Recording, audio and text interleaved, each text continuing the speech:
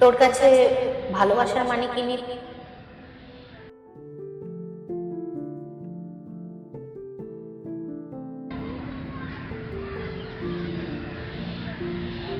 অভ্যাস। আমার কাছে ভালোবাসার মানে একটা না শেষ হয়ে যাওয়া অভ্যাস। তাহলে তো তোর এতদিনে কত অভ্যাস বদলে গেল। তুই তো পুরো আফ্রিকান গিরগিটি। আচ্ছা, তুই ইরফান খানের ওই ডায়লগটা শুনেছিস, যেখানে ইরফান খান বলে যে मोहब्बत है इसीलिए जाने दिया, जिद होती तो बाहों में होती। হ্যাঁ শুনেছি, তা কেন? তাহলে একবার ভেবে দেখতো, যদি একটা মানুষ আর একটা মানুষকে এতটাই ভালোবাসে, তাহলে সেই মানুষটা যখন রাগে, অভিমানে, কষ্টে বা যে কারণেই হোক না কেন, যখন তাকে ছেড়ে চলে যেতে চায়, কেন সেই মানুষটা তার হাত ধরে একবার পিছনে টেনে নেয় না?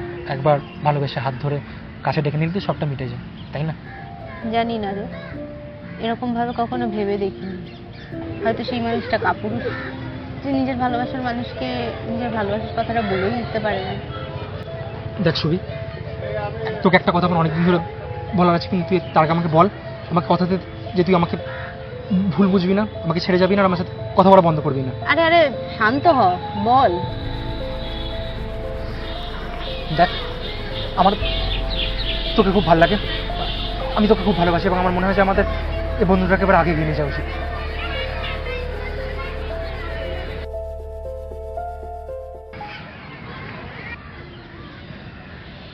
সুবি, দাঁড়া।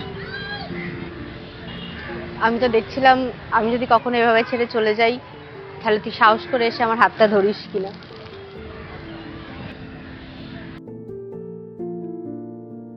আমিও তোমাকে খুব ভালোবাসি মিস্টার নীলাঞ্জন চক্রবর্তী।